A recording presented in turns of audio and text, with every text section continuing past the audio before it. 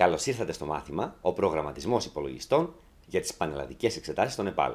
Το όνομά μου είναι Κουτσάκας Φίλιππος, είμαι καθηγητής πληροφορικής στη δευτεροβάθμια εκπαίδευση και θα είμαι ο εισηγητής σας για το μάθημα αυτό. Το μάθημα έχει δύο στόχους.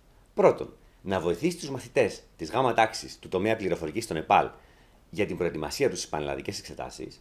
Και δεύτερον, να διερευνήσει τις δυνατότητες και τις προοπτικές τέτοιου είδους διαδικτυακών μαθημάτων στη δευτεροβάθμια εκπαίδευση. Το μάθημα είναι ελεύθερο και ανοιχτό για όλους. Κυρίως όμως απευθύνεται στους μαθητές της γάμα τάξης στο Νεπάλ του τομέα πληροφορικής που θα εξεταστούν για την εισαγωγή τους στην τριτοβάθμια εκπαίδευση, στους καθηγητές που διδάσκουν το μάθημα και σε όποιον ενδιαφέρεται για τον προγραμματισμό ή και για τέτοιου είδους μαθήματα.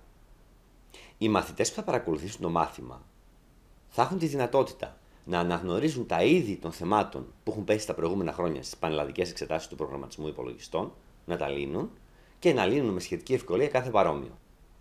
Το μάθημα περιλαμβάνει περισσότερες από 30 σύντομες βιντεοδιαλέξεις που παρουσιάζουν βήμα προς βήμα την επίλυση των θεμάτων που έχουν πέσει τα προηγούμενα χρόνια στον προγραμματισμό υπολογιστών, πολλές ασκήσεις, κάποιες online, κάποιες σε μορφή PDF που μπορείτε να τις κατεβάσετε και να τις λύσετε στο σπίτι σας, πολύ υλικό προς μελέτη, μία εκτίμηση για το τι μπορεί να πέσει στα φετινά θέματα, ένα φόρουμ και μια ομάδα συζητήσεων στο Facebook για να τα λέμε, ενώ μια φορά την εβδομάδα, κάθε Πέμπτη βράδυ, θα είμαι online στη διάθεσή σας, 9.30 με 10.30, για να συζητάμε.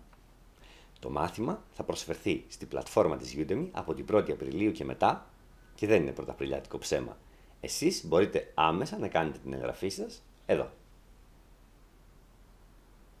Σας περιμένω για μάθημα.